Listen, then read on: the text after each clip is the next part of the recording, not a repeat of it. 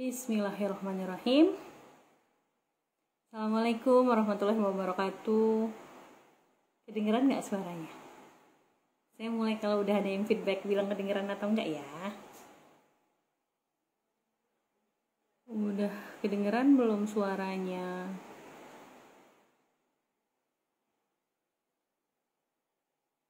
Nah, udah ada Mbak Wide. Kedengeran Mbak Wide suaranya?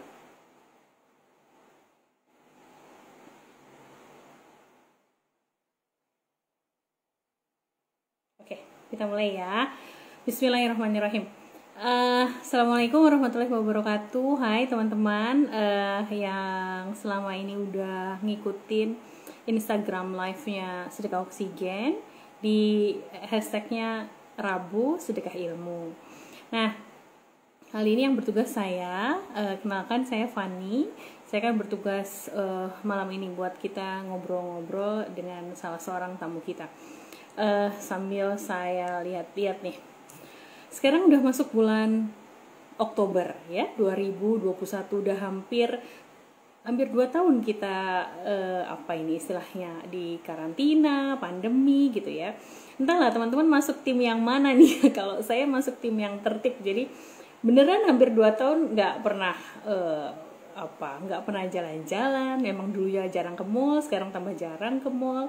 Terus yang biasanya dulu ada libur sedikit langsung jalan-jalan, sekarang udah enggak gitu ya. Nah, di bulan Oktober ini sebenarnya kita punya kisah sejarah yang sebenarnya waktu SD kita ulang-ulang, yaitu Sumpah Pemuda.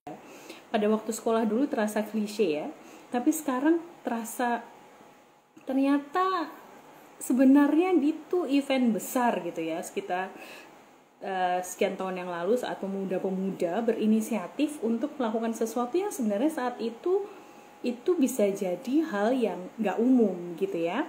Bayangin deh, teman-teman masih ingat nggak isinya Sumpah Pemuda apa?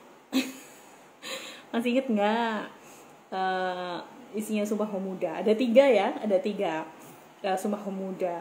Ada yang tentang mengaku bertumpah darah satu, kemudian mengaku berbangsa satu, dan mengaku berbahasa satu. Uniknya, selain kontennya memang unik gitu ya, tapi inisiatif dari pemuda yang waktu itu kayak nggak umum gitu ya waktu itu yang sebenarnya menarik buat kami waktu kemarin membahas tentang ini, bulan ini kita mau membahas apa sih gitu ya.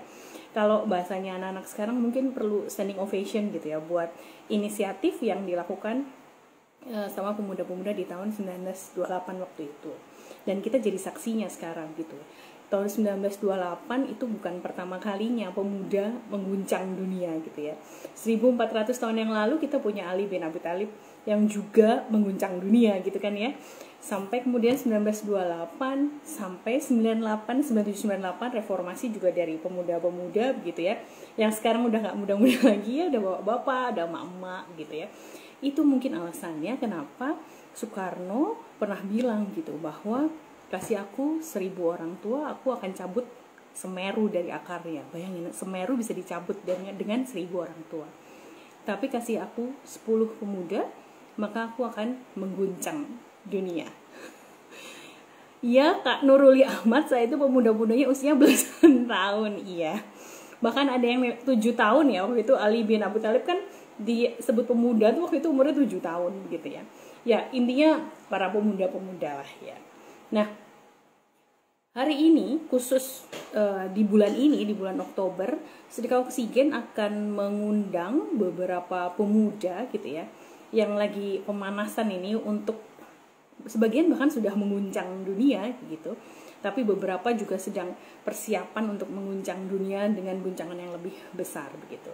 Sebulan ini kita akan ngobrol dengan banyak pemuda dari banyak angle. Gimana sih caranya mengguncang dunia gitu? Pakai cara apa kita mengguncang dunia? Tentunya kita berharap pemuda-pemuda mengguncang dunia dengan hal-hal yang banyak kebaikannya gitu, bukan mengguncang dunia dengan berita-berita yang buruk. Nah, kenapa sih kita undang para pemuda-pemuda itu?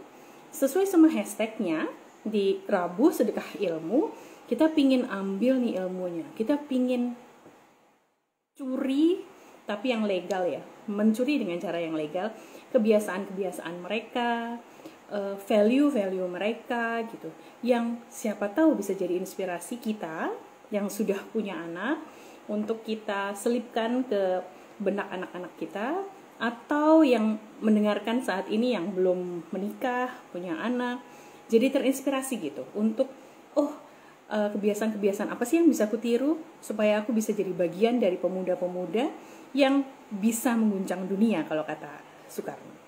Nah,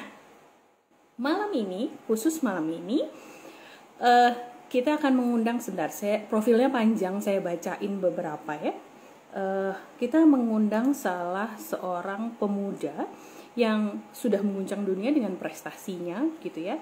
Namanya Hafiz, saya ingat namanya tapi lupa nama lengkapnya sebentar. Oke, ini dia. Namanya Hafiz Arsy Tritura Epsyar. Usianya 21 tahun. Seumuran lah ya, sama saya nggak beda jauh lah. Seumuran sama kita kan, Nuruli ya, Kak Nuruli.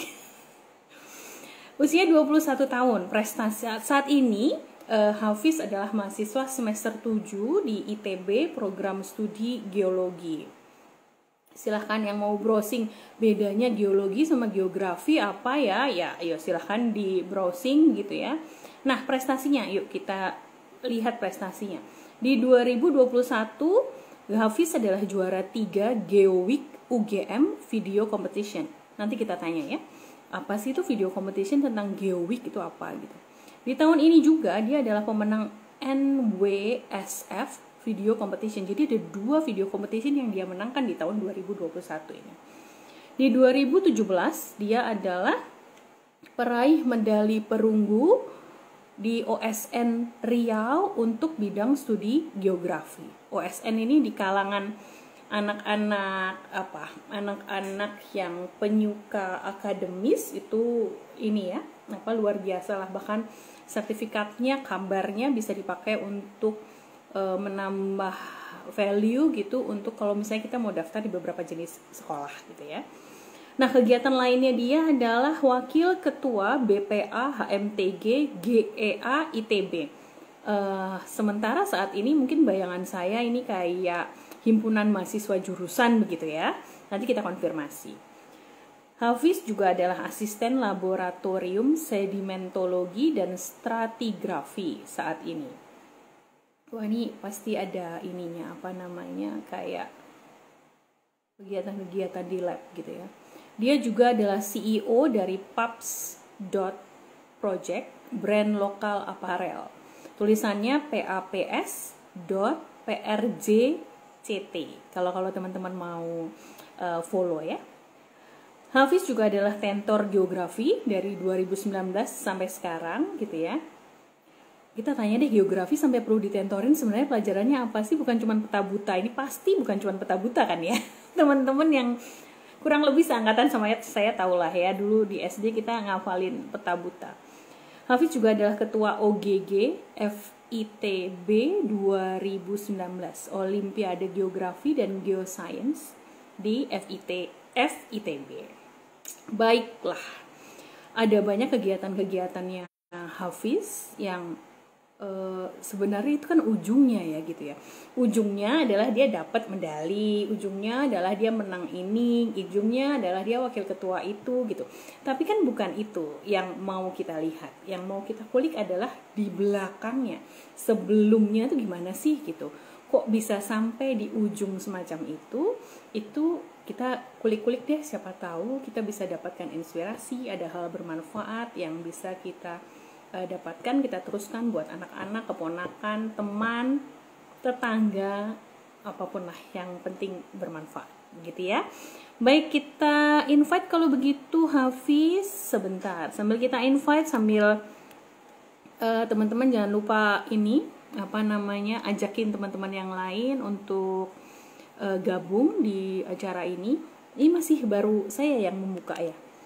Welcome Mbak Tia Ezar. Mbak Tia Ezar ini tim kami juga yang nanti akan jadi host.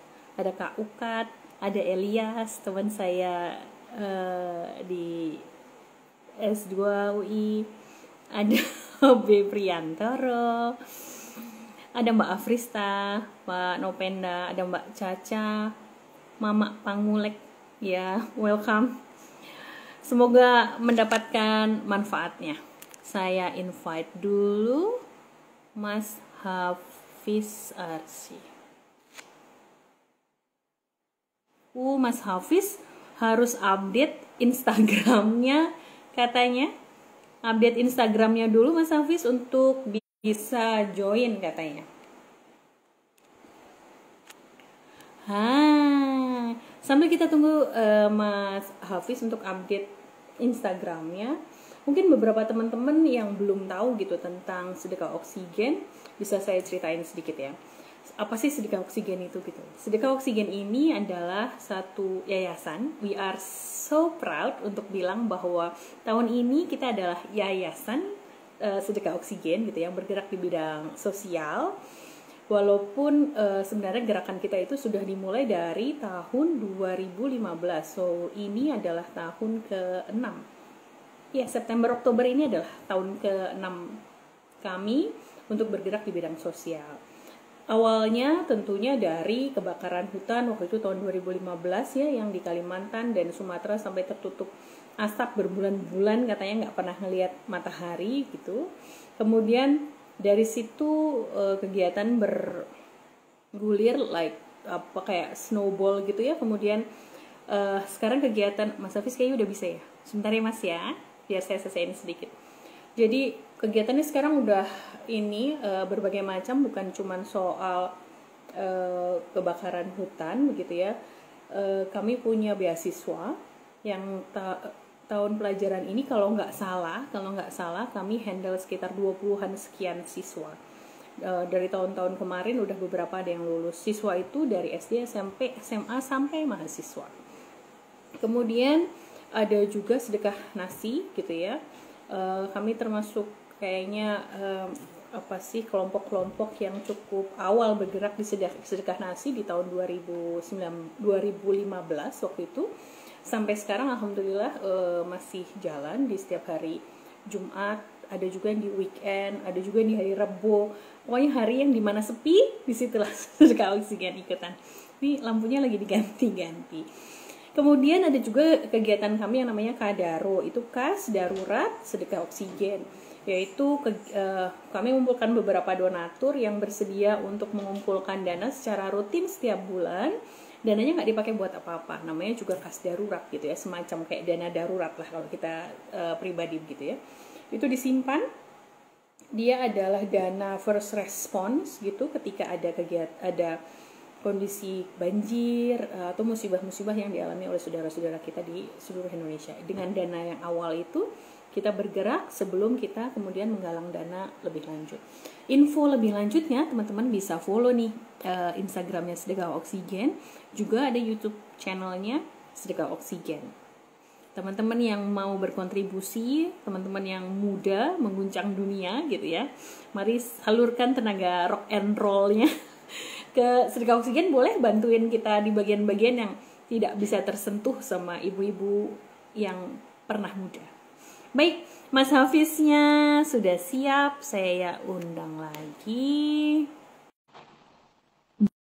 Nah, udah saya invite sih, coba ya, udah bisa belum sih? Teman-teman jangan lupa diajakin ya anak-anaknya yang kalau lagi nganggur daripada nonton TV, ajakin deh, siapa tahu bisa jadi inspirasi gitu ya buat anak-anak kita yang beranjak usia. Mas Hafiz kok nggak bisa ya? Kenapa ya? Bentar, saya ulang lagi ya. Saya punya asisten lampu. Lampunya jadi ganti-ganti. Oh nggak bisa ya Mas Hafiz? Udah saya invite tapi kok nggak mau ya? Sebentar saya WhatsApp dulu ya.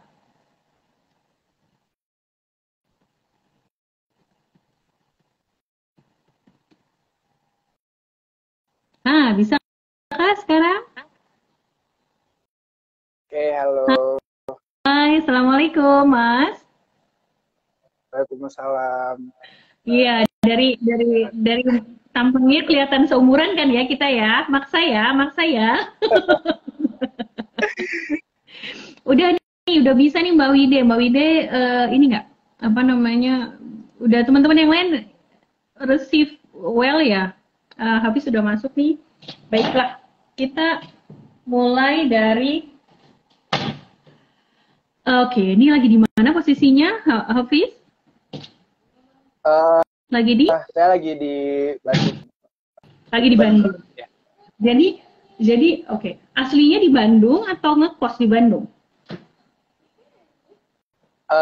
Jadi sekarang karena udah semester akhir kan, jadi kontrak lah bareng teman-teman satu angkatan di Bandung. Baiklah, Hafiz. Barusan kan Hafiz bingung nih mau manggil aku apa ya? Enaknya dipanggil apa ya? Jangan panggil Bu, oke? Anakku masih kecil soalnya. Oke, boleh panggil apa aja ya. Jangan panggil Nek, jangan panggil Bu. Ya, Hafiz, personally saya tertarik nih lihat apa namanya portofolionya Hafiz gitu ya. Kayaknya kayak too good to be true gitu. Menang di video competition, menang di OSN gitu. Bro Hafiz nggak ada gambarnya loh, Mas. Yang lainnya nggak ada gambarnya juga. Serius nih, nggak ada gambarnya, Mbak. Nah, sambil semoga yang lainnya bisa terima ya gambarnya. Nah, boleh cerita nggak sih awalnya gitu ya? Menang OSN itu kan long way to go ya. Maksudnya nggak tiba-tiba bangun tidur, ikut OSN gitu kan, nggak gitu kan ceritanya gitu kan ya.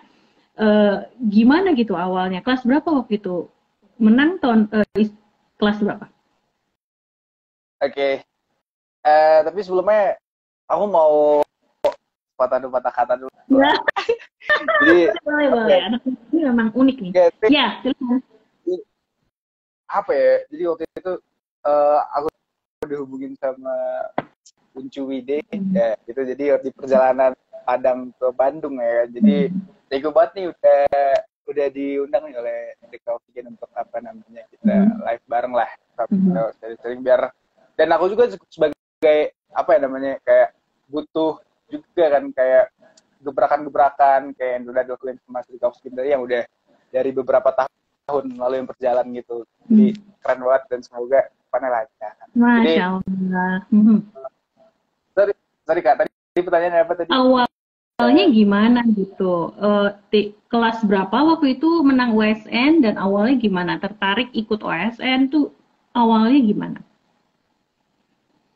Oke, kalau kata Hindia ya, Baskara Putra tuh, kalau Kak Fani dengar lagunya, itu dia di dalam liriknya ada bilang wisata masa lalu. Jadi sama halnya sekarang ini udah berapa tahun berlalu dan tiba-tiba aku jemput lagi cerita-cerita yang mungkin ya apa ya gak semuanya teringat juga. Jadi kenapa dulu waktu SMA pengen ikut OSN sebenarnya simple sih, sebagai ajang pembuktian lah. Kayak kita tahu anak muda kan kayak mereka tuh pasti pengen cari jati dirinya. Ya, cuman kan tiap-tiap orang itu beda-beda lah cara untuk mencari jati diri. Gitu. Jadi ya untuk mencari jati diri ada orang yang ikut apa yang olimpiade olahraga, tapi ya aku jalannya ke OSN ini gitu. Jadi kebetulan waktu itu ada inilah kayak pembukaan pendaftaran olimpiade gitu dan aku daftar ya udah seiring berjalannya waktu itu pokoknya ada hal sedikit pahit lah. Ya boleh cerita ya. Jadi awalnya tuh nggak kepikiran untuk ikut OSN ya. Cuman waktu itu ikut pelatihan, tahu-tahu yang ajak ke pelatihan provinsi itu bukan aku gitu. Jadi aku ini bukan saya, padahal kan itu juga ikut bareng-bareng gitu. Jadi udah setelah berlangsungnya rentetan kegiatan yang tahun 2016 aku terpacu dong. Di tahun 2017 harus ikutan nih. Baru tuh dipelajarin OSN tuh ternyata sampai nasional. Jadi aku sampai nasional. Jadi ya udah setelah berlangsungnya rentetan kegiatan yang tahun 2016 aku terpacu dong. Di tahun 2017 harus ikutan nih. Baru tuh dipelajarin OSN tuh ternyata sampai nasional. ada internasionalnya juga gitu. Jadi 2 Jadi tahun ya? baru baca, 2 tahun waktu itu. Yang tahun pertama nggak lolos sampai provinsi, terus tahun kedua ikut lagi. Yang tahun pertama tuh sebenarnya bukan sampai provinsi, cuman sampai kelasnya doang. jadi gimana ya? Itu kan ujiannya, tesnya itu 3 jam ya. Saya tuh 30 menit udah kelar karena nggak tahu mau jawab apa-apa gitu. Udah blank. Udah sudah spread itu kan. Ya udahlah, 30 menit kelar. Pulang-pulang ya bodohnya kita udah 30 menit nih, udah nggak tahu apa-apa tapi berharap pengen lolos ke provinsi tetep, kan. Ya? Tetep ngarep dong, tetep. Nah, jadi ya itu di tahun depannya baru tuh kepikiran untuk apa ya? Untuk pengen ikut yang lebih fokusnya di USN. Nah, sebentar ini gambar aku videonya kelihatan nggak? Apa gitu? Tunggu. Masih nggak ada gambarnya ya? Coba.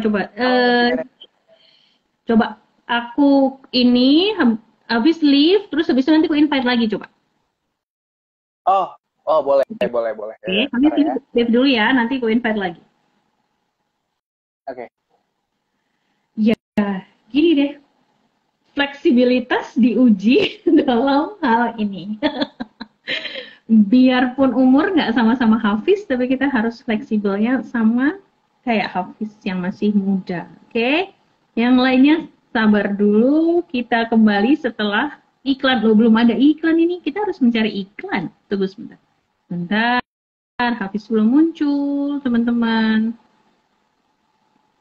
Oke, Hafiznya belum muncul, mungkin dia ini dulu. Sebentar, nanti sebentar lagi kita invite. Paling enggak kita tahu ceritanya bahwa ternyata dia nggak satu kali ikut terus habis itu di Mbak Wide nggak ada gambar, di Nuruli Ahmad nggak ada gambar, di Nopenda juga nggak ada gambar. Di Mbak Ute tadi juga nggak ada gambar. Coba sebentar.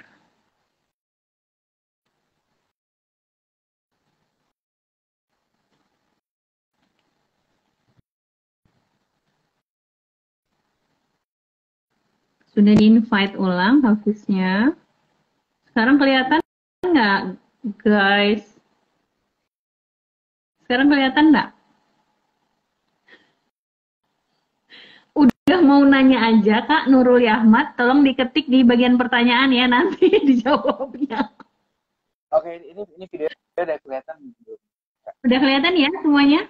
Gambar-gambar kelihatan? Trouble. Tunggu, kita tunggu feedback. Mana nih? Oke. Iya loh. Nah, muncul. Semua orang dari beragam muda nih, mentang-mentang tamunya Hafiz manggilnya bro. Oke, lanjutin Hafiz. Jadi tahun pertama 2016 itu ikut tapi nggak lolos karena yang diajak ke provinsi ternyata teman yang lain. 2017 ikut lagi. Iya, 2017 ikut lagi. Terus? Dan apa ya? Dan waktu itu kan emang apa ya, cerita di belakang itu kan agak tidak menyenangkan lah, karena kenapa bukan saya yang latih waktu itu, kenapa bukan saya yang berangkat ke pelatihan di provinsi di kota waktu itu. Jadi ya setelah pulang dari Olimpiade Sains Kota namanya waktu itu, sekarang kan udah kompetisi sains tingkat kota. Jadi udah setelah pulang itu langsung kepikiran ya, pokoknya tahun depan maaf ya. Hafiz, maaf, hilang lagi katanya Hafiz. Kenapa ya? Iya, kok hilang lagi?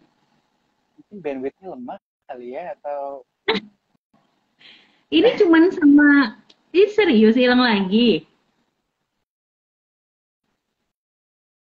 Ya Allah, sungguh.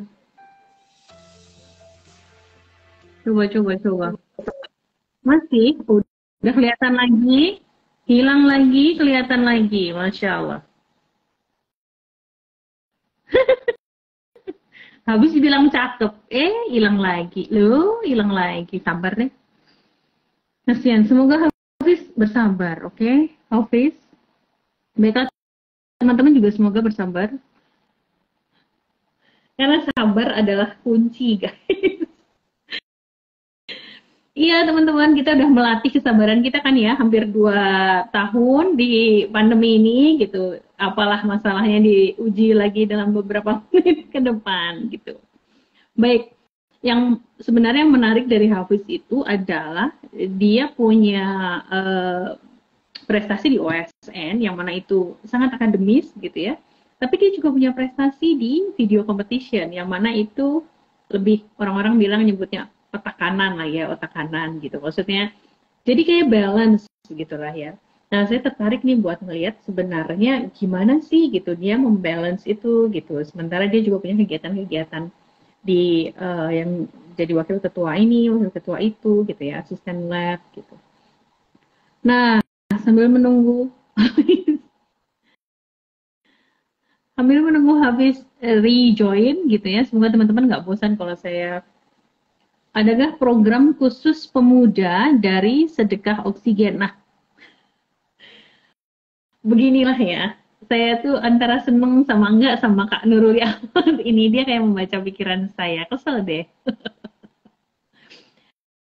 Ayo join dari tim video sedekah oksigen, please. Come. Tolong bantuin kami, Mama. Kami pernah muda, tapi sekarang udah jadi mama. Jadi tolong siapa tahu yang bersedia bantuin urusan media, sangat welcome. Tukeran HP. Oh my god, salah. Aduh ya Allah.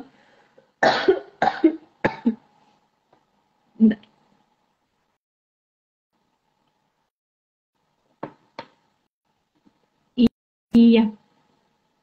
Sambil nungguin Hafiz, teman-teman yang belum tahu program-programnya apa namanya sedekah oksigen, saya kasih rahasia.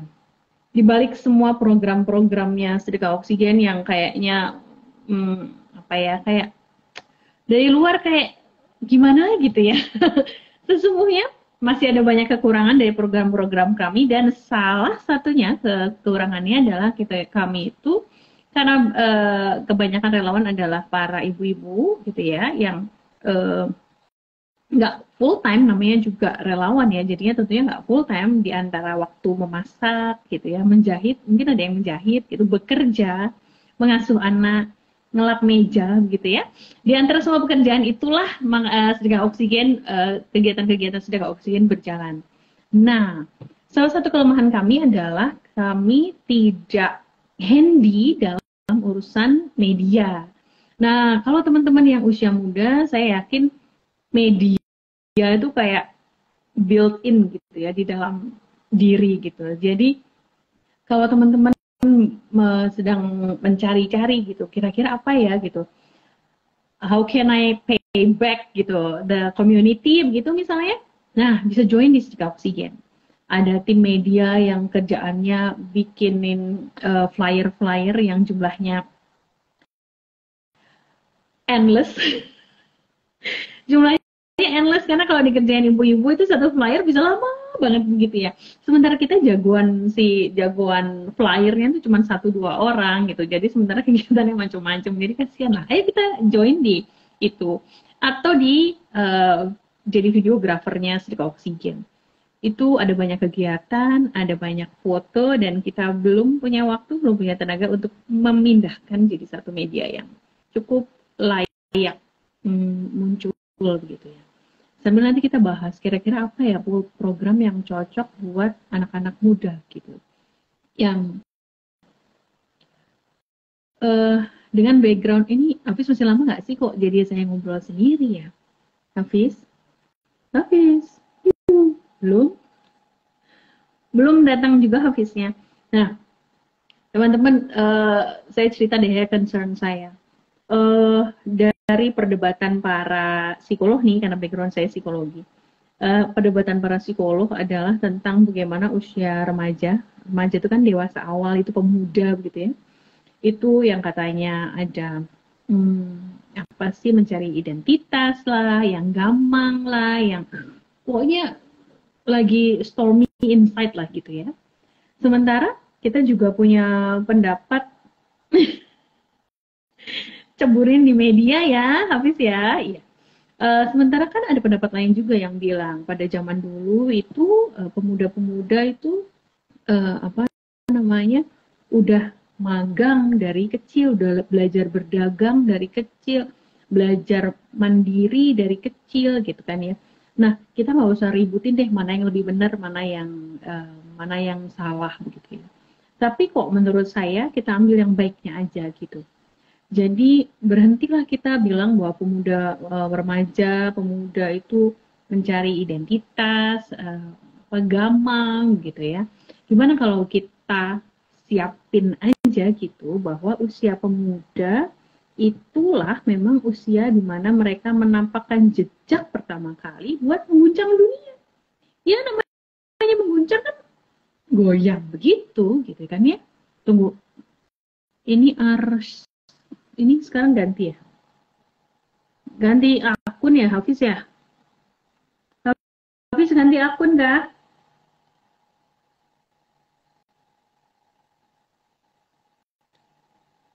Oke, arsip.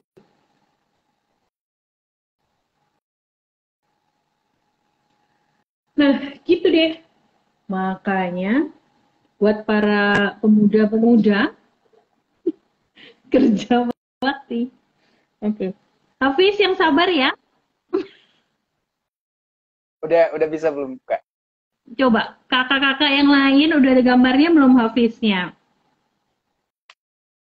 Yang tua belajar fleksibel, yang muda belajar sabar ini namanya kalau kayak begini. Kak, udah keluar belum gambarnya, Kak?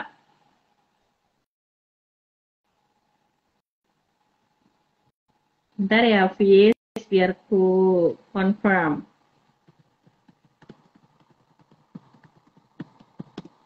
Ini ganti akun ya? Kenapa? Iya, ganti akun terus. Udah deh, itu udah kok. Oh, udah nih, bismillahirrahmanirrahim, semoga lancar. Ya Allah, tolong dibantu lancar ya. Oke, lanjut nih ya, udah ya. Kalau habis ini nggak ada gambar, biarin aja. Kita pernah juga kok, sekian bulan yang lalu nggak ada gambar, kita jalan aja terus. Yang penting ada suaranya.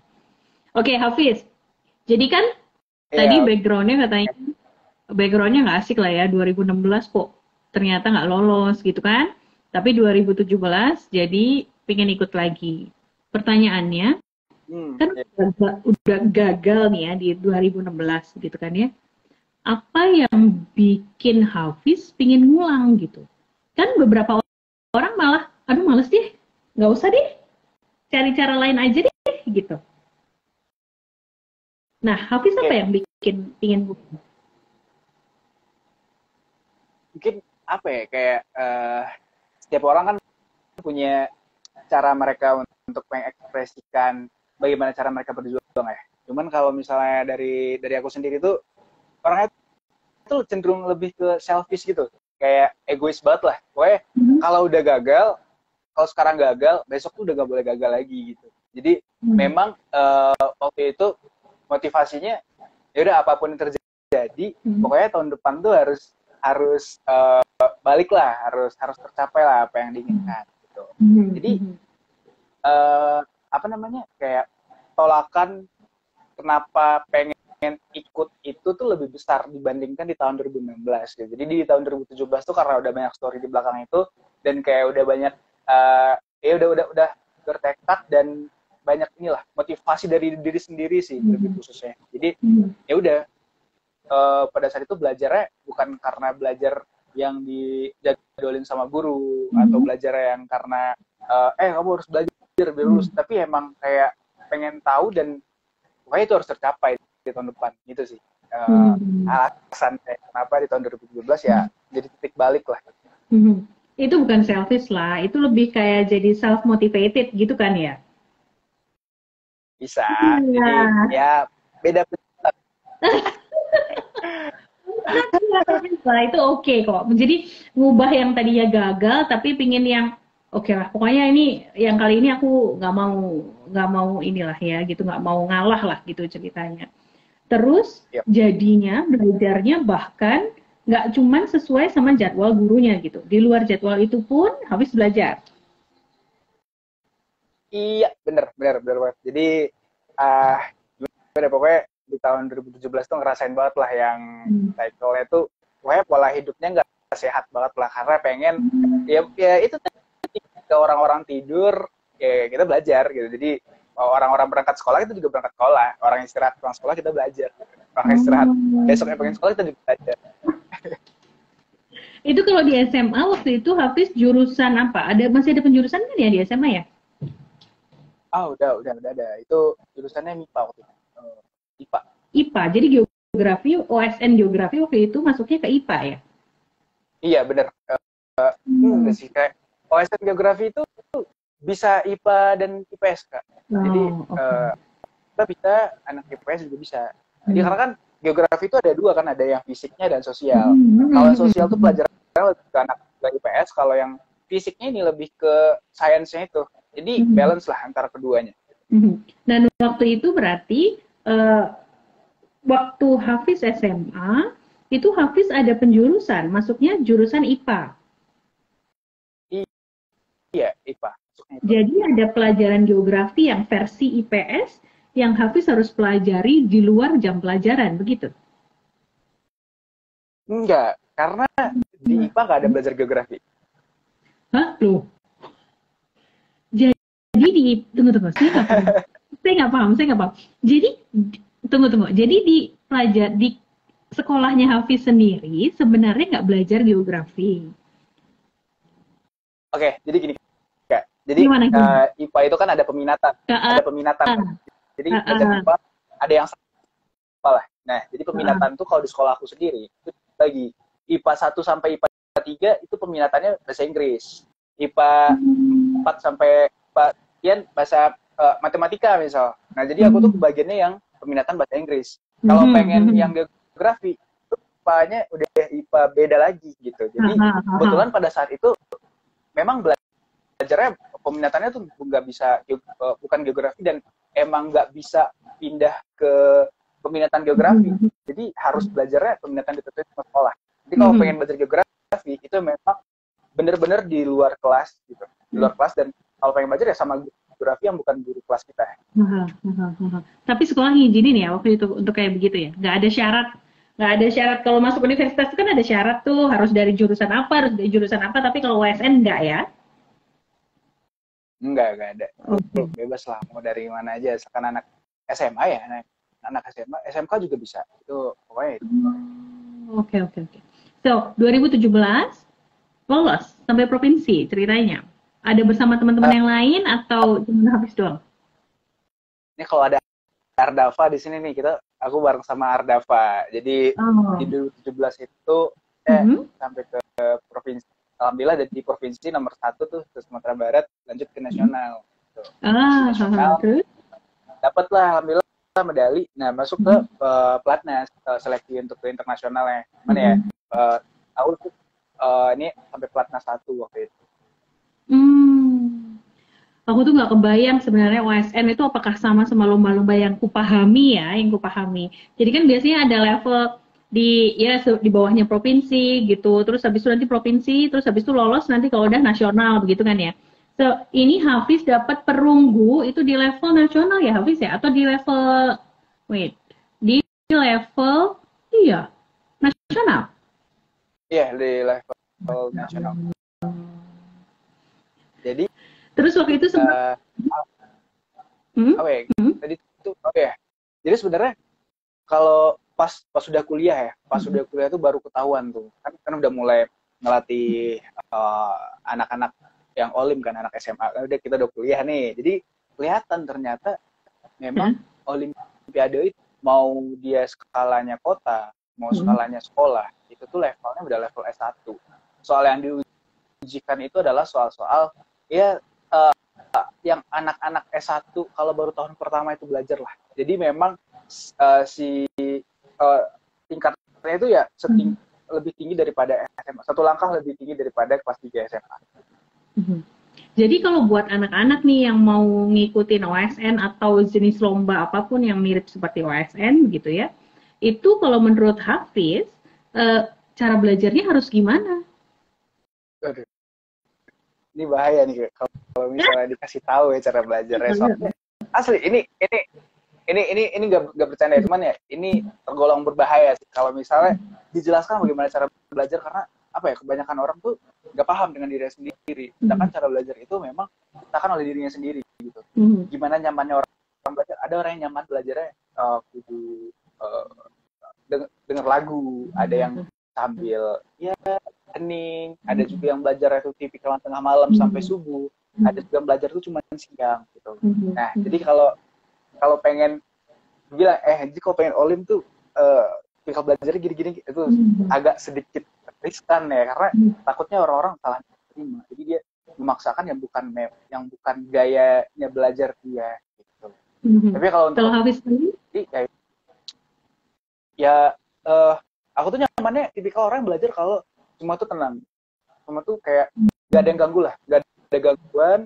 Itu gak perlu belajar sampai 4 jam, 5 jam, 3 jam cukup, tapi yang gak ada gangguan, dan itu biasanya tengah malam, dimulai dari jam 11 sampai jam 4 pagi mungkin bisa belajar gitu.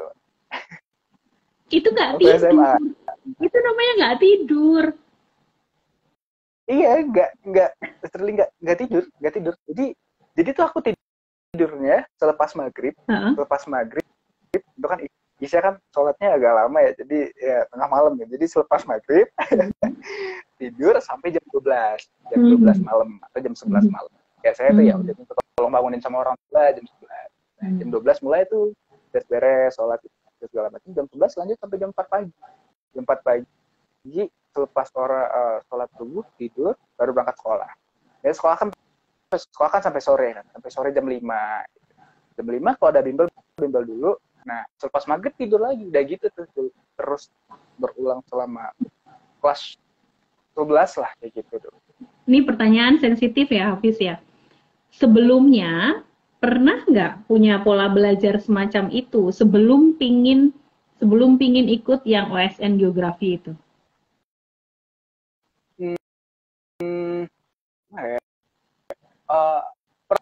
Pernah karena memang tipikal belajarnya gitu, cuman porsinya tidak sebesar ketika emang ada kemauan untuk yang dicapai itu. Emang aku tuh tipikal belajarnya tipikal anak malam banget lah gitu. belajarnya emang cocoknya malam, sampai di kuliah pun juga gitu, katanya ngerjain tugas malam, belajar untuk ujian juga malam. Kan ada ya tipikal anak-anak itu kan macam-macam tuh. Ada yang memang dia belajar tuh nggak perlu disuruh begitu, tapi ada juga yang belajar tuh harus disuruh. Nah, Hafiz sebenarnya sebelumnya termasuk tipikal yang mana nih, yang belajar memang harus disuruh atau enggak? Aku nggak suka tekanan sih sebenarnya. Memang kalau enggak, aku malah kalau disuruh aku nggak belajar, karena aku tuh nggak tahu kenapa. Aku tuh kalau belajar, kalau disuruh berarti aku belajar karena orang yang nyuruh kan. Jadi bukan karena diri sendiri. Jadi lebih nyamannya ya belajar sesuai dengan kemauan. Oh jadi sekarang enaknya belajar ini nih, kita belajar ini. Atau ntar tengah malam belajar. Jadi kalau kita udah mulai dengan diri kita sendiri, nggak ada orang yang bisa berhenti juga sebenarnya. Betul. Aduh, jadi kangen masa muda ya. Hafiz, tunggu, kita break sebentar karena ada beberapa pertanyaan nih dari yang nonton. Teman-teman juga Hafiz juga ya. Kita nyediain hadiah dua hadiah lah gitu ya, 2 souvenir dari Sedekah Oksigen buat 2 penanya yang paling menarik begitu ceritanya. Hafiz nanti pilih ya, kira-kira pertanyaan mana nih yang layak dapat hadiahnya dari Sedekah Oksigen, tapi Hafiz yang pilih, oke? Kita cek dulu nih, ada pertanyaan. Yang menentukan mata pelajaran geografi dari sekolah atau dari ketertarikan Hafiz sendiri? Oke, yang bukan. Ya, sebenarnya jawabannya udah tahu ya, karena tadi tuh aku sebenarnya nggak suka disuruh-suruh juga. Jadi semua keputusan pengennya masuk kuliah kemana, pengen olimnya apa, itu emang dari diri sendiri sih waktu itu. Dan kebetulan memang waktu itu ada support dari teman-teman dan kakak-kakak juga. Jadi alhasil kayak kebetulan karena waktu SMP itu sukanya sama pelajaran yang berbau IPS. Aku tuh seneng IPS. Cuman karena pengen masuk dokteran pas SMA masuk IPA, tapi nggak jadi dokter juga. jadi jawabannya gitu. Jadi nggak disuruh sama orang lain ya? Nggak. Nggak, jelas nggak disuruh, karena ini anaknya nggak bisa disuruh soalnya ya, Hafiz ya? Iya bener, kurang lebih gitulah ya. Anak muda mana ada yang bisa disuruh. Ini pertanyaan lagi nih dari Nuruli Ahmad. Pilih mana? Kuliah rajin termasuk sama kompetisi-kompetisi di dalamnya atau bisnis sambil kuliah? Oh, pilih mana gitu? Pilih yang kuliah gitu ya, kuliah serius gitu, terus ikut-ikut kompetisi-kompetisi yang sifatnya akademis yang berhubungan sama kuliahnya, atau bisnis sambil kuliah. Nah, Hafiz pilih mana nih, Hafiz? Bisnis sambil kuliah sih. Kenapa? Bisnis sambil karena gimana ya? Karena gini, banyak orang yang sorry nanti salah dikit. Aku tuh kenapa pilih bisnis ketika kuliah? Karena nanti ketika selesai kuliah minimal kebayang bakal ngurusin apa.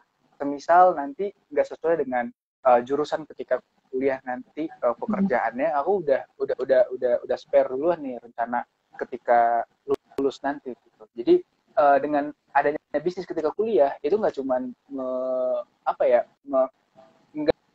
nggak cuman kita belajar tentang pelajaran akademis di kuliah, kita juga belajar ngebagi waktu. Misal ada kuliah, ya, contohnya aku sekarang PAPS project, aku dan 3 temanku itu sekarang lagi bikin PAPS project. Jadi ketika kuliah misalnya selesai kelas, itu kalau misalnya akademis banget kita pasti belajar tuh, pasti praktikum gini segala macam. Kalau kosong pasti ngebahas itu lah materi-materi. Tapi kalau misalnya kuliah, kalau bisnis itu setelah kalau kelas itu langsung tuh nelfon sama misal vendor, ngobrolin percetakan, marketingnya gimana. Jadi kerasa lah experience yang kayak di situ mix gitu antara pendidikan dan bisnis. Itu mungkin bisa disebut karir lah ya, karir tahap awal lah gitu. Jadi kayak lebih bervariatif gitu. Mungkin karena aku anaknya kurang suka kehidupan yang monoton, jadi kayak suka tantangan aja. Kalau misalnya ada hal-hal yang baru, kita ketemu masalah di luar gitu, kita keles sama orang ini orang itu, jadi kayak seneng aja. Kayak ya itu juga pemantik untuk belajar sih sebenarnya, bukan cuma tapi ya kuliah juga jadi penyemangat lah. Ini kuliah harus cepet kelar gitu. Bisnisnya apa sih? Bisnisnya apa? Cerita dulu. Oke, jadi aku tuh sekarang lagi ngerintis brand lokal. Jadi sekarang geraknya masih di di kaos lah, di regular tees dan kayak kayak pakaian gitulah. Nah jadi sekarang udah masuk percetakan ketiga, itu udah setahun yang lalu, mulai dari awal pandemi. Dan ya gitu Kak, jadi kita masih struggling lah untuk ngedapetin spotlight dari luar, pengen dikenal juga. Jadi modelnya PO atau gimana? Atau ada tempat gimana? Modelnya PO atau berdasarkan pemesanan, kayak misalnya terima jadi vendor di perusahaan-perusahaan atau gimana? Kita ready stock Kak. Kita konsepnya ready stock. Jadi kita tuh ada kayak, kalau misalnya di lagu tuh kan album ya kan, ada album 1, 2, 3. Jadi di sini tuh ada season lah, season 1, season 2, season 3. Jadi kita tuh cetak berdasarkan, oh ini kalau misalnya ini nih orang-orang kayaknya masih belum kenal, jadi kita cetak sesuai dengan analisis pasar. Oh masih cocoknya sekitar 200 piece atau 500 piece gitu. Nah nanti next cetak juga. Jadi ntar bentuknya kita ready stock, mau jual yang terbaru sama yang paling lama tuh juga untuk ready stock. Jadi misalnya season pertama gitu ya, di yang season pertama itu akan ada lagi di season, akan diulang lagi di season kedua, atau kalau kehabisan yang season pertama udah berarti nggak dapat lagi gitu yang season pertama? Ya, bentuknya limited gitu. Jadi season itu kayak akan diulang lagi, nggak akan ada pengulangan restock. Yang penting ya kalau udah lanjut season 2, kita fokus season 2, season 3, season 4, season 5. Jadi bentuknya itu limited gitu kan. Nah, kalau menurut Hafiz nih, kan udah jalanin gitu ya, bisnis juga, akademis juga gitu ya. Eh, apa sih gitu? Apa sih yang membedakan gitu, membedakan Hafiz dan teman-teman gitu dibandingkan sama teman-teman lain yang belum sempat berbisnis atau belum mulai berbisnis atau belum punya ide berbisnis apapun itu. Bedanya di mana sih? Apa yang nampak beda? Beda di waktunya sih kayaknya ya. Karena kan ada orang yang bilang setiap orang ada waktunya, setiap waktu ada orangnya gitu. Mungkin itu aja ya perbedaannya. Dan ya cycle setiap orang beda-beda lah. Mungkin ya aku sekarang fokusnya, mungkin ada orang lain yang sedang fokus belajar mungkin, dan ketika dia launch apa yang ingin dikeluarkannya di bisnis itu, mungkin itu akan perlu pertimbangan, perlu perhitungan, dan sasaran pasarnya akan pecah dan itu bakalan booming banget gitu. Jadi itu tadi, setiap orang ada waktunya, waktu ada orang yang mungkin itu aja perbedaan. Kalau perubahannya gimana? Gimana ya? Mungkin kayak semacam sebelum berbisnis dan sesudah berbisnis gitu. Apakah ada perbedaan dari the way you see yourself gitu?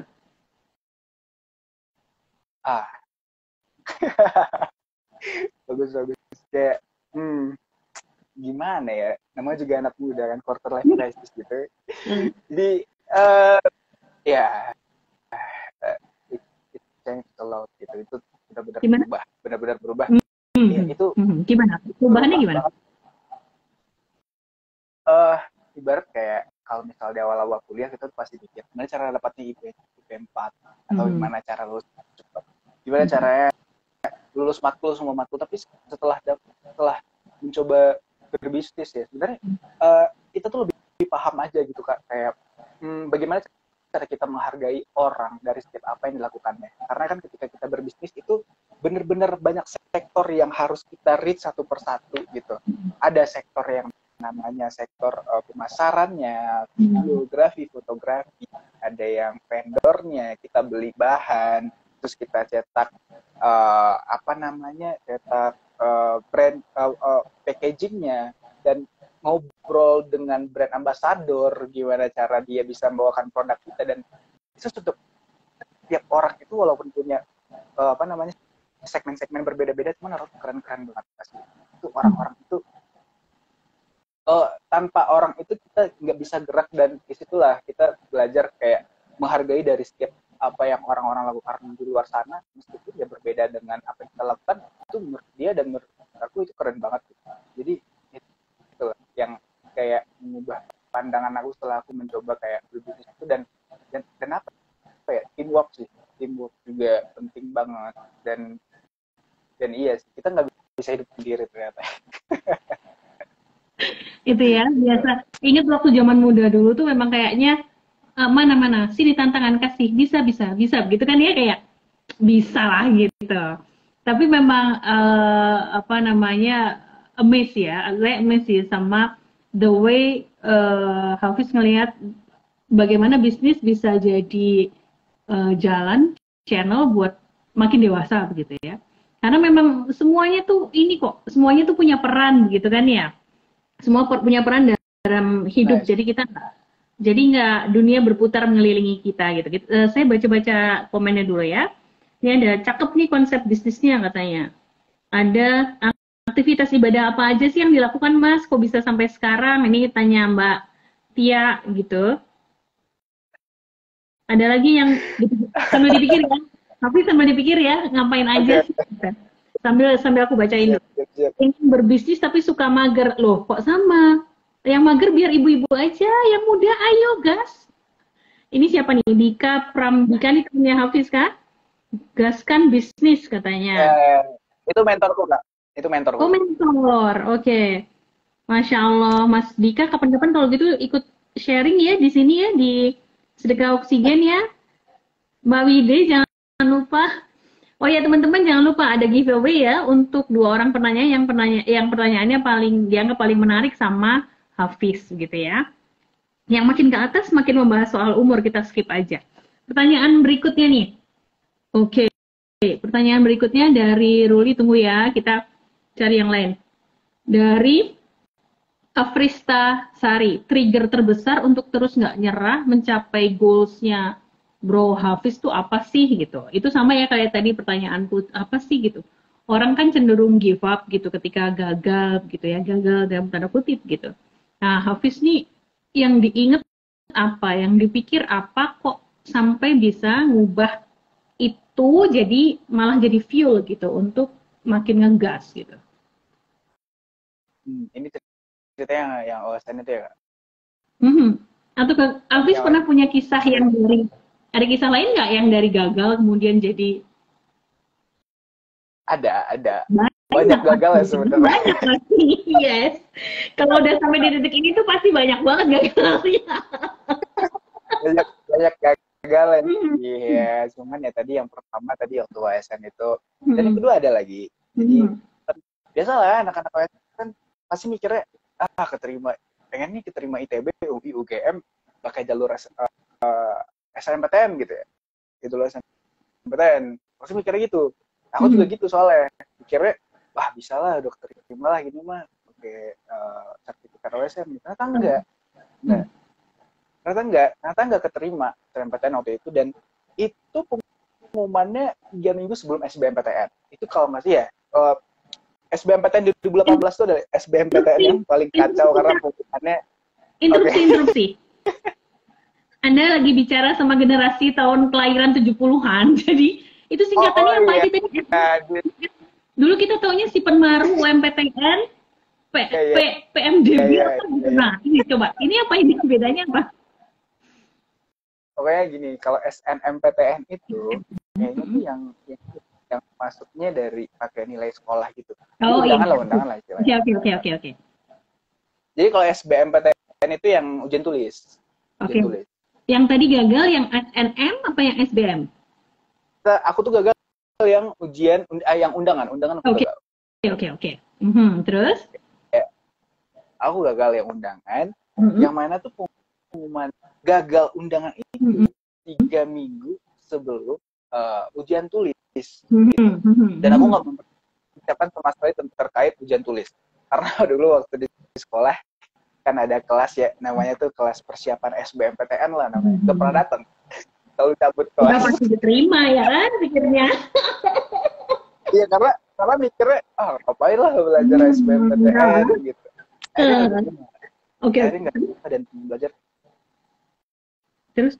Itu 3 minggu kondisinya belajar dengan kondisi aku tuh kan 3 tahun SMA. Kelas 10, kelas 11 sama kelas 12. Aku tuh cuma masuk di kelas 10,5 doang. Jadi 1,5 tahun doang SMA-nya. Dan 1,5 tahun yang kemudian itu kan fokus ke Olimpiade. Aku ya pelatih ke Jakarta, ke Jogja gitu pelatih. Ya pokoknya yang menguras waktu dan akhirnya nggak bisa masuk sekolah. Ya dengan kondisi yang minim itu dipersiapkanlah SBM tes tulis ini dalam 3 minggu itu. Itu setiap hari ayah itu selalu nelpon. Pokoknya kalau nggak keterima harus siap untuk gap year. Jangan down. Pokoknya kalau nggak keterima harus siap untuk gap year. Kita coba lagi ITB tahun depan. Ngomong gitu. Tiap hari. Itu ayah di mana? Pertama aku marahin ayah. Ayah di mana? Hafiz di mana? Ayah di rumah di Payakumbuh. Aku di Bandung. Oke. Jadi minggu pertama itu aku marahin tuh, apa sih nggak percaya banget sama anaknya bisa meraih inilah lolos gitu. Ngomong selalu gitu. Kedua, mulai tuh karena nggak bosan tuh ayah ngomong setiap hari. Oke. Mulai dengan kata-kata oke. Ternyata di minggu ketiga aku makin pede dengan kata-kata itu. Ya udah, keluarin apa yang dipelajarin 3 minggu bimbel di Bandung ini. Kalau nggak lolos ya udah, ntar liburan dulu ke Jogja, ke Bali gimana dulu, ntar baru belajar lagi untuk masuk ITB tahun depannya. Ya alhamdulillah dari 3 minggu nggak tidur, 3 minggu nggak tidur, ya, diulang lagi cara belajar SN pas OSN kan. 3 minggu nggak, ya udah, kita pokoknya ketika temanku tidur aku belajar, gitu. Pokoknya intinya gitu. Pokoknya konsepnya ketika orang-orang tidur aku belajar dan ketika orang belajar aku tidur. Aku nggak mau belajar bareng sama orang-orang. Mirip. Jadi ketika mereka belajar, aku tidur, ya kan? Di bagian itu kita sama. Bagian yang lain nggak sama. Ketika mereka tidur, aku tidur juga. Jadi ya alhamdulillah keterima tes tulis, tapi pokoknya waktu nggak keterima tes yang undangan itu rasanya dunia tuh hancur banget. Bandung tuh rasa sedih banget lah waktu itu. Jadi hujan, pengumuman jam 5, pulang Cocok banget ya. pulang pulang pakai taksi sambil ngeliatin di kacanya gitu. Oh iya, Kayak di iya. sinetron gitu. Lumayan. Jadi ya gimana ya, balik lagi kan. Sedih Kenapa banget. aku pengen banget eh, kejar target yang apa yang diinginkan tuh ya karena memang kemauan sendiri, emang motivasinya itu dari diri sendiri dan ya dukungan orang tua itu. Gak ada yang nyuruh aku belajar, gak ada yang nyuruh aku bimbel, gak ada yang nyuruh aku berhenti belajar juga, karena ya semua itu di bawah kontrol aku untuk belajar. Jadi ya gitu, motivasi Jadi dari diri sendiri sih. semuanya datangnya dari diri sendiri begitu ya. Iya, Karena ayah ibu nggak maksa harus masuk ITB kan? enggak maksa masuk ITB, enggak maksa untuk masuk tahun itu juga, mau gap year setahun 2 tahun juga masalah kan. Jadi memang sudah diterangkan guys. Maaf ya pertanyaannya. Jadi apa triggernya? Karena somehow di dalam dirinya Hafiz gitu ada dorongan yang besar sekali gitu untuk pokoknya aku mau gitu. Terus pertanyaan berikutnya nih, sebentar ya. Pernah bosen belajar nggak? Ada 2 pertanyaannya nih Hafiz. Pertama, pernah bosen belajar apa enggak? Yang kedua, pernah nyontek apa enggak? Ibu-ibu pertanyaannya. Oke, kalau jawabannya lu pas SMA nggak pernah, tapi kalau pas kuliah pernah. Udah gitu. Aduh, semoga dosennya nggak ikut nonton ya. Aduh, tolong. Makanya tadi karena gue tanya kan, ini kalau misalnya bahasan tentang OSN ya berwisata masa lalu lah. Ya mungkin udah inget dong itu. Kalau sekarang beda lagi ceritanya, udah beda lah. Ya lanjutan lah. Sequelnya udah beda gitu ya. Sequelnya beda. Ya, udah beda lah intinya. Terus cerita dong yang soal video competition, Hafiz. NWSF sama GeoWeek. Apa itu video competition tentang apa itu? Oke, itu video competitionnya tentang ini geopark. Ya tentang geopark yang mana kita bareng-bareng teman-teman dari teknik geologi ITB itu mengangkat atau apa ya nge-branding lah geopark itu. Geopark itu dalam artian ya taman bumi. Jadi di daerah itu banyak sejarah terkait pembentukan batuan ya, batuan dari paling tua sampai batuan yang paling muda itu lengkap di situ. Jadi semua yang terjadi di bumi itu terekam di geopark itu. Jadi kita mengangkat geopark Ciletuh waktu itu ada di pantai selatan Pulau Jawa. Jadi kita menerapkan di sana tuh ada apa namanya, ada pengetahuan terkait geologi apa di situ, geografinya bagaimana, dan kita sajikan dalam berbentuk video. Mungkin bisa tujuan wisata, tujuan untuk edukasi juga. Jadi alhamdulillah waktu itu kita lomba di NWSF itu yang perlombaan diadakan oleh UGM, nah itu dapat juara juga di situ. Jadi yang NWSF itu diadain sama UGM, yang GeoWeek UGM, kalau NWSF itu yang adain mana? GeoWeek UGM tuh UGM, kalau NWSF itu ITB. Itu diadain oleh. Oke, baik. Berarti itu belajar tentang apa sih videografi juga ya, karena kan ngambilnya sudutnya, terus habis itu presentasinya juga begitu kan ya? Ya benar. Oke, baiklah. Kalau gini nih, sebentar. Baru mau nanya, tapi ternyata pertanyaan belum habis. Jadi, nyontek tadi udah, SMA nggak pernah, kalau sekarang pernah. Oke. Ada lagi nih pertanyaan dari bapak-bapak dan ibu-ibu. Rencana apa sih di tahun depan yang akan Hafiz ikutin untuk mengguncang dunia? Satu lagi, nanti deh. Ya. Rencana mau ngapain? Tahun depan rencananya lulus sih, udah itu aja. Amin. Doakan ya. Amin. Karena rencana lulus itu menggetarkan jiwa loh. Siapa ya yang bilang mau lulus udah lama tapi nggak lulus. Kudoakan semoga lancar, semoga lulus sesuai harapanmu dan orang Amin. tua, gitu ya. Terus pertanyaan berikutnya, pernah nggak dalam titik terendah Hafiz? Kapan, gimana bisa semangat lagi? Hmm. Gila, ya. Oke. Ini nanya siapa? Keren pertanyaannya. Ya. Mana ya? Titik terendah itu sekarang, enggak sekarang ya. Mungkin dari awal COVID-19 sampai sekarang itu masih dalam kondisi yang drop lah. Kondisinya yang kayak, karena aku tuh orangnya bukan online banget gitu loh Kak. Aku tuh orangnya kayak lebih seneng kayak ngobrol ya, kita ketemu gitu. Ya, aku tahu orang itu mimik wajahnya gimana, dia gimana, ngobrolnya bener atau enggak gitu.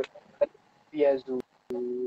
Jadi bener-bener kayak perubahan ini tuh lah yang apa ya, sulit untuk, bisa dibilang kayak sulit untuk beradaptasi lah dengan perubahan yang seperti ini.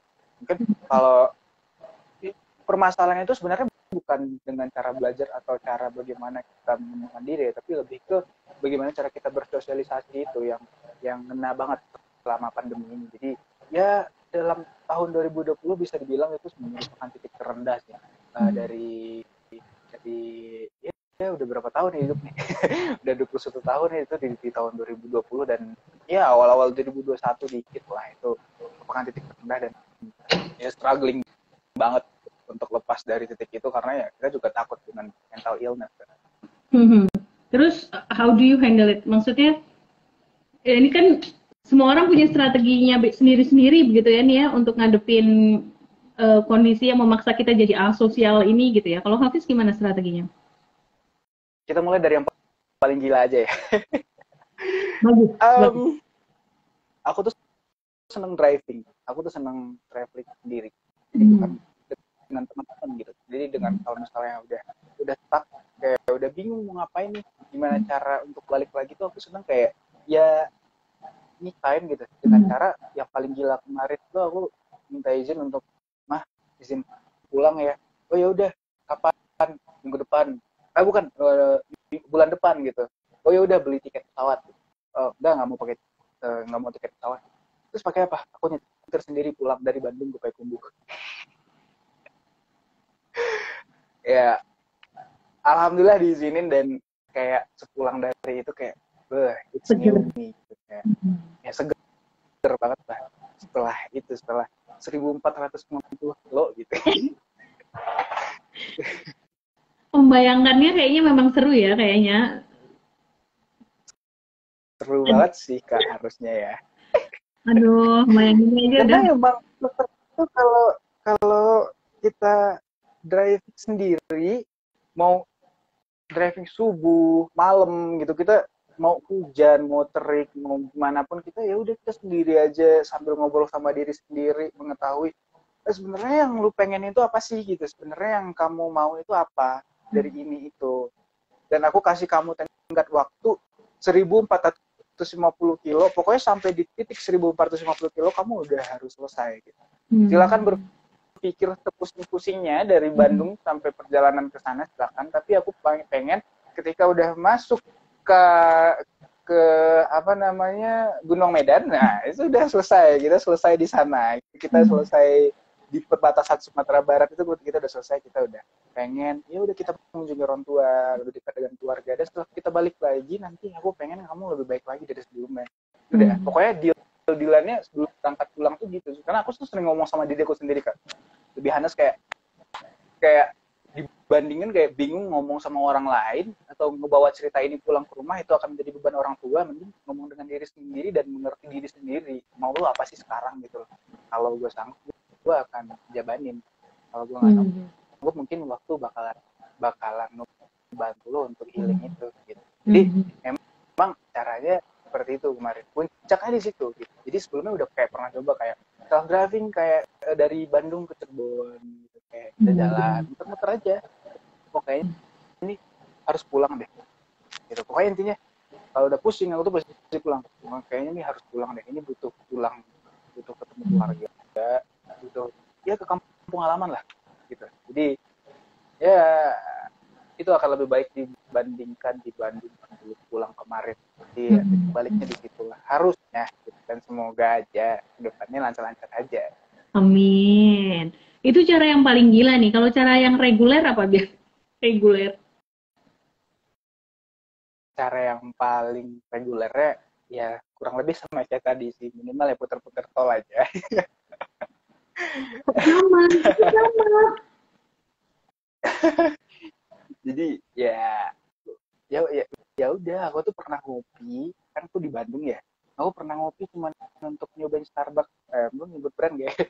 Gue cuma untuk ngopi aja di rest area Purwakarta. Yang area Purwakarta itu berapa kilo dari Bandung ya? 60 kilo atau 50 kilo lah dari Bandung. Cuman kayak ya udah pengen jalan aja gitu. Pulang ke situ udah seger.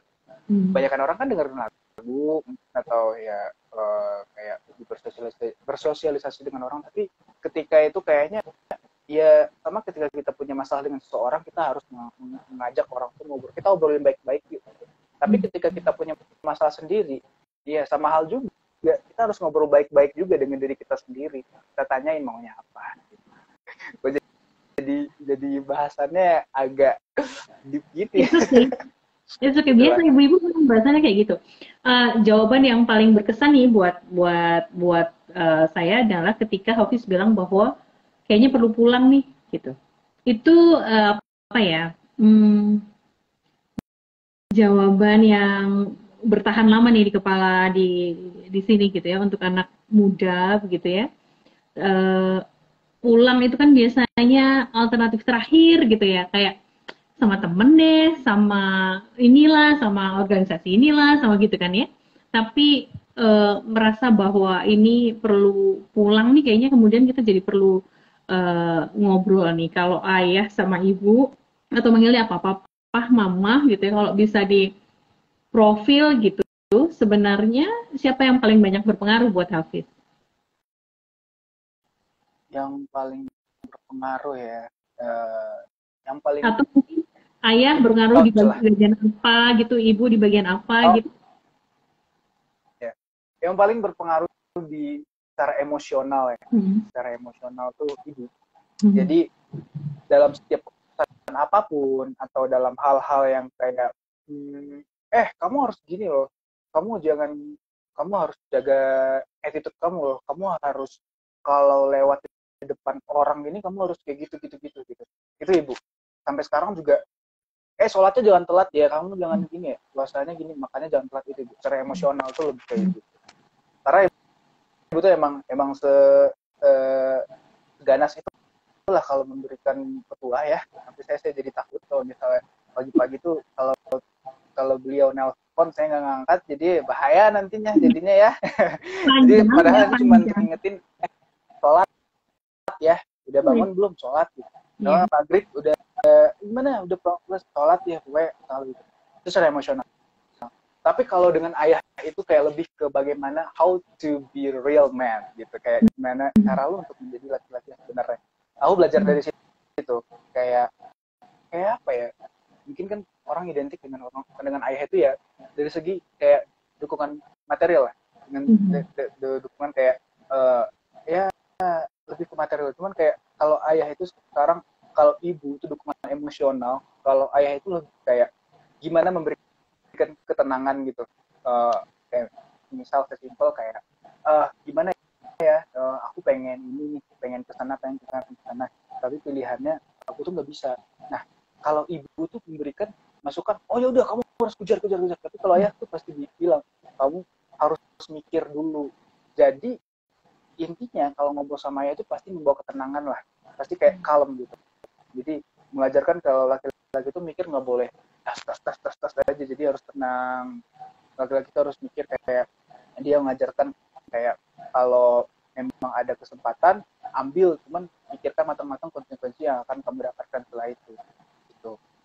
Dan apa ya, kayak oh iya ada satu lagi, kalau ayah tuh kalau pengen minta dukungan terkait ini ya, misalnya bisnis aku atau kuliah, itu beliau lah yang paling kayak, oh ya udah berapa iniin, oh ya udah kemana, pergi ke sana, oh ya udah kalau itu penting pergi ke sana. Jadi kayak kalau masalah tentang how to develop yourself, itu ayah banget tuh yang kayak gitu. Tapi kalau misalnya ibu coba pikir-pikir dulu gimana, pokoknya beda lah gimana cara orang tua aku ngerit aku tuh dalam lingkup yang berbeda. Cuman kalau misalnya ada cerita-cerita terkait ya keseharian itu lebih ke ibu sih, karena kayak yang lebih sedikit serius itu, jadi ngomongnya lebih kayak bilang kepala dingin. Wah, ibu bisa enak tuh ngobrol kalau misalnya sambil ya itu juga kepala gitu, jadi kita enak tuh ngobrol.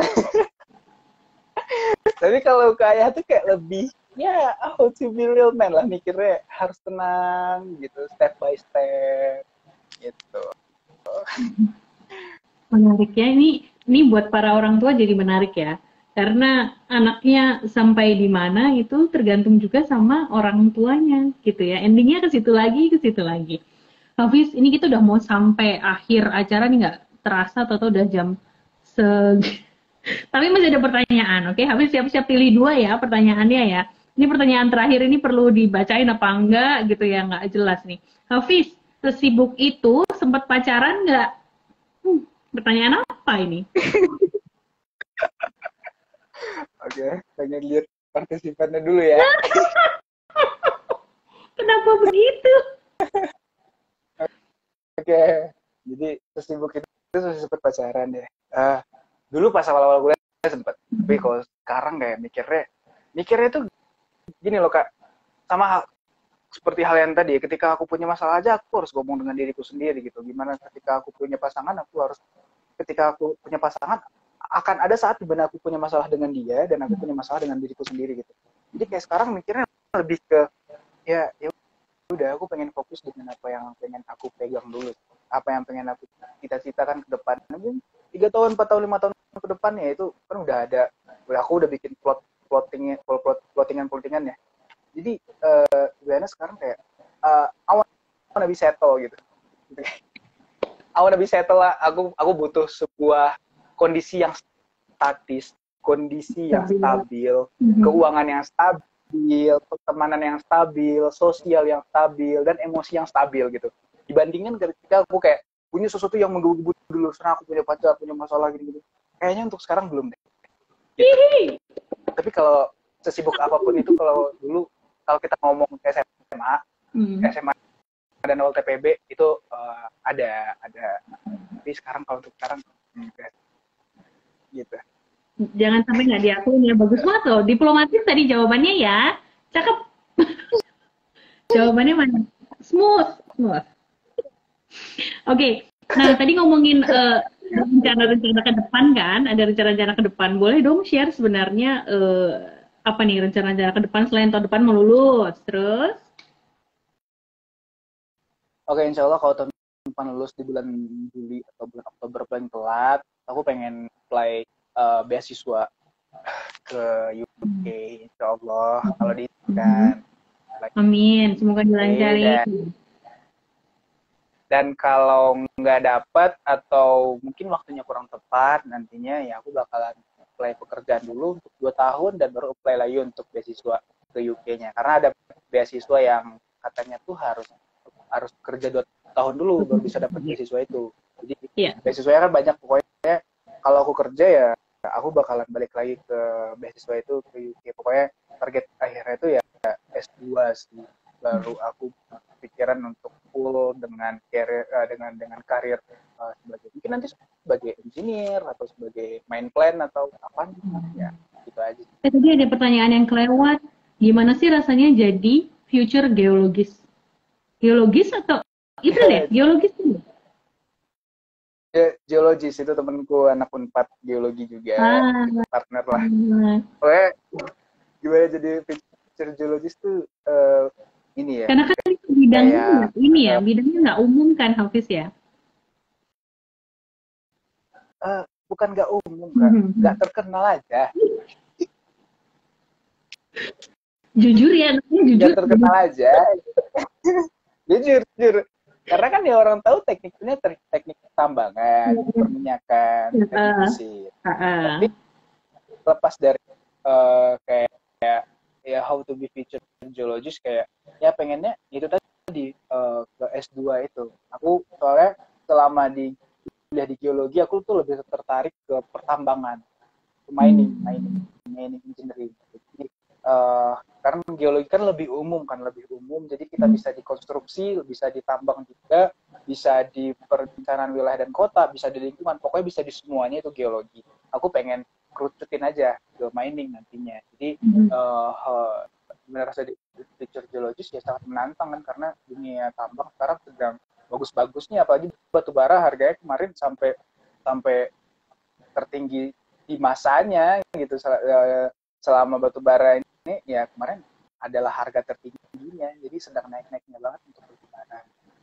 Jadi ya tadi baru mau nanya. Tadi baru mau nanya pekerjaannya, tapi ternyata tadi udah disebutin gitu ya. Ini sekarang dibacain komennya nih, gak usah pacaran dulu katanya, berkarya dulu aja. Pesan dari bapak-bapak ini jelas nih bapak-bapak ya. Hafiz, ini pertanyaan terakhir sebelum nanti Hafiz cerita, pilih 2 pertanyaan yang menurut Hafiz yang paling menarik tadi ya. Nah, pertanyaan terakhirnya biasalah kayak di film-film, kalau misalnya Hafiz bisa ngomong sama younger version of yourself gitu, pesan apa sih yang mau disampaikan Hafiz sama younger Hafiz gitu? Aduh, kalau ketemu sama Hafiz yang kecilnya ya, Hafiz yang versi lebih muda lagi gitu, Hafiz lebih muda lagi. Apa ya yang pengen disampaikan, karena aku ngerasa kayak masa muda aku tuh kayak benar-benar bukan muda ya, itu masih muda, masa-masa SMA lah. Mungkin sekarang yang paling teringat itu ketika sebelum kuliah itu ya pasti masa SMA, karena di situ titik baliknya, di situ kayak gimana caranya aku developnya itu gimana ya, ngomong apa ya Kak, bingung juga sebenarnya ngomong apa. Kalau buat teman-teman yang lain deh, apa ada nggak sih message yang mau Hafiz, kayak nggak tahu ya, kalau dulu tuh kan bayangan kita kalau sampai bisa ngomong nih sama sekelompok anak-anak muda, Hafiz pengen ngomong apa sih? Oh ya, mungkin ini sih lebih ke gini, ketik dengan anak muda, mungkin aku pengen ngomong ke 2 orang. Ada anak-anak yang lagi dia ngerasa bebas-bebasnya jadi remaja, game mulu, main motor mulu, main mobil mulu gitu. Aku pengen sampein, puas-puasin dulu sekarang, tapi lo harus punya waktu dan netepin satu waktu di mana lo harus berhenti untuk itu dan mencari hal yang lebih serius, yang akan berpengaruh ke kehidupan lo nantinya gitu, yang akan berpengaruh ke pendidikan lo nantinya dan akan berpengaruh ke bagaimana cara lo menjadi orang di masa yang akan datang. Itu untuk orang-orang yang ini mungkin aku bisa berbicara dengan aku ketika SMP ya. Ini mungkin ya aku gitu banget dulu pas SMP, bener-bener kayak orang yang main motor terus, main warnet gitu segala macem, kayak nggak ada belajarnya sama sekali. Nah itu mungkin aku ngomong ke orang sedang lagi di fase-fase di mana dia explore, dia ngerasain gimana rasa pulang malam nongkrong di kafe, hype jadi anak muda lah. Kemudian aku pengen ngomong lagi, misal ke aku yang pas di SMA, mungkin ke orang-orang yang mungkin sudah menemukan bagaimana pola dia dan gimana dia suka itu, aku pengen ngomong aja, jangan pernah buang-buang waktu, dan satu hal yang perlu diketahui, perbanyaklah link, gitu. Jangan pernah mikir kalau apa yang dikerjakan sekarang itu akan settle sampai ke depan belakangnya, karena itu akan berubah, zaman itu akan berubah. Kita harus selalu berusaha menyesuaikan diri lah. Sekarang COVID ya kan, kita harus berusaha dengan penyesuaian terkait bagaimana kita bertemu online, kita meeting online, kita webinar online gitu segala macam. Jadi untuk teman-teman yang sekarang mungkin sudah menemukan passion dia di SMA, jangan selalu mengandalkan satu hal, tapi selalu siapkan satu hal atau 2 hal lainnya di belakang itu yang akan ngebantu lo ketika lo bertemu dengan masa-masa yang gak larang. Masya Allah, itu pesannya mantap sih, mantap bener. Hafiz, ada banyak sebenarnya yang mau diobrolin lagi ya, kalau ngobrol kayak gini kan nggak habis-habis gitu ya, tapi waktunya udah cukup gitu. Karena ini waktunya nidurin anaknya tante yang tante sekarang baru ngaku tante, dari tadi manggil ngakunya kak. Oh my god, ya Allah. Makasih banyak atas waktunya Hafiz. Sebelumnya Hafiz pilih dulu 2 pertanyaan yang menurut Hafiz paling menarik yang mana? Oke, aku pengen pilih yang masih ada di room ini deh. Boleh nggak? Oke, boleh. Silakan. Apa aja? Kayaknya ada semua. Mana ya? Ada semua. Ada semua kok, masih ada semua kok ini. Yang pacaran enggak, masih ada. Yang titik terendah ada. Aku pengen Yang pilih satu yang tadi titik terendah tadi. titik terendah, oke, 1. Terus habis itu yang nanya aktivitas ibadahnya apa aja sih gitu. Yang pernah nyontek nggak? Pernah bosan belajar nggak gitu? Apalagi ya? Aku pengen nanya, aku ini deh, kan tadi belum jawab ya yang aktivitas ibadah. Masih pending dulu. Oke. Boleh, ini satu lagi nih, kan udah 2 tuh Kak. Oke. Jadi kalian jawab aja. Aktivitas ibadah ya. Sebenarnya apa ya? Kayak kalau SMA waktu itu tuh bener sih, kayak selepas sholat itu, sholat wajib itu kayak selalu nyempetin untuk ngaji, minimal kayak satu halaman. Terus duha dan tahajud. Nah, yang paling berkesan itu tahajud sih, karena selalu dibangunin sama bunda. Selalu dibangunin, kan belajar tuh malam-malam ngantuk banget. Nah, itu biasanya kalau tengah malam itu udah ngantuk-ngantuk gitu belajarnya. Nah, itu diingetin, bunda selalu bangun tuh tengah malam tuh, ingetin sholat tahajud, ngaji dulu, terus besoknya duha, terus apa namanya, ngaji setiap sholat wajib. Tapi kalau tahajud kayak masih ada bolong-bolongnya, yang nggak bolong itu duhanya. Yang paling utama itu aku selalu nyempetin duha walaupun lagi kelas izin sih. Soalnya di sekolah aku tuh menarik Kak, karena memang dibiasakan murid-muridnya itu sebelum masuk kelas duha dulu. Dan misalnya kalau yang telat menit, terus diberi kan, jadi hukumannya itu bukan mungut sampah atau bersihin toilet, tapi duha. Duha. Dia kalau misalnya pagi-pagi nggak sempat duha, pas istirahat pertama itu kan jam berapa ya, kalau SMA itu jam 9-10 lah, jam 9-an, 9:45. Nah itu duha dulu, itu baru makan. Gitu. Oke. Jadi ada dua pertanyaan tadi yang udah dijawab ya. Yang paling menarik yang pertama tentang titik terendah tadi ya, sama yang satu lagi tentang ibadah gitu. Again, ternyata perannya ibunya luar biasa gitu ya, bangunin buat tahajud gitu ya. Oke, ini jadi reminder buat kami yang udah tua-tua dan sudah punya anak gitu ya, supaya jadi tahulah gimana kurang lebihnya. Baiklah Hafiz, ada lagi yang mau disampaikan sebelum ditutup sesi sharing yang kali ini?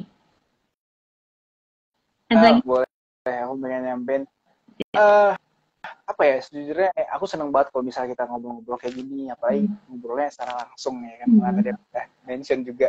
Apalagi kita ngobrol secara langsung, kayak itu bakalan lebih kerasa aja feels-nya, dan apa ya, ngerasa buat lah udah diundang sama Sedekah Oksigen, dan semoga kedepannya proyekan-proyekan Sedekah Oksigen atau kegiatan Sedekah Oksigen kedepannya itu dilancarkan dan mendapat dukungan dari berbagai pihak nantinya. Terus dari kalangan ya kayak teman-temanku di luar sana yang mungkin sedang mengemban pendidikan di berbagai universitas dan seluruh Indonesia, kita bisa bantu nantinya bekerja sama dengan himpunan-himpunan yang ada di seluruh Indonesia gitu. Mungkin kalau ya kita bisa bekerja sama suatu nanti, kalau ya semoga umur panjang lah Kak, karena kita bisa ngobrol aja kalau misalnya proyek, kalau ada proyek kita terkait penelitian gitu, kita bisa bantu lah. Iya, insya Allah nanti ditagih ya. Insya Allah ditagih ya. Ajukan buat kerjasama, kalau misalnya Hafiz atau teman-teman mau berkontribusi, nanti kita lewat jalur Japrian. Baik Hafiz, thank you banget atas waktunya, atas semua yang mungkin Hafiz nggak menyangka itu bisa jadi inspirasi, bisa jadi manfaat begitu ya. Tapi aku yakin ini teman-teman yang lain yang nyimak juga itu nyimak banget. Ditagih, iya pasti ditagih. Ibu-ibu nggak pernah lupa, oke? nggak pernah lupa, nanti kita tagih. Oke, ada satu lagi. Tadi sorry banget kalau ada kendala. Itu dari awal pakai Instagram nggak pernah live, mohon maaf. dan, dan tadi itu Instagram yang satunya, karena Instagram ini udah diaktif sebulan apa 2 bulan yang lalu, udah Instagram ini udah diaktif. Jadi pikiran tuh, oh mungkin Instagram satunya lagi bisa mungkin ya. Ya udah aku open deaktifnya, bisa sekarang. Jadi kemarin karena mikirnya bisa pakai Instagram yang tadi, ya udah Instagram tadi ternyata nggak bisa. It's okay. Itu kejadian beberapa kali kok. Memang resikonya online begitu. It's okay. Anyway, thank you Hafiz atas semuanya. Didoakan semoga lancar, semoga semua cita-citanya tercapai, ilmunya manfaat, banyak barokah, dan yang utama yang digarisbawahi dari ibu-ibu ini, dari mama ini gitu ya, hubungannya Hafiz sama orang tua yang manis begitu ya, tolong dipertahankan. Iya pasti ada berantemnya, tapi mostly kan manis gitu ya. Salam buat papa, salam buat mama, mereka pasti bangga sama Hafiz. Begitu ya Hafiz. Hafiz kalau mau live monggo, sebelum nanti aku tutup acaranya. Monggo. Terima kasih. Okay. Terima kasih Kak. Baik. Assalamualaikum. Waalaikumsalam warahmatullahi wabarakatuh. Teman-teman, gimana? Saya bingung nyimpulinnya gimana.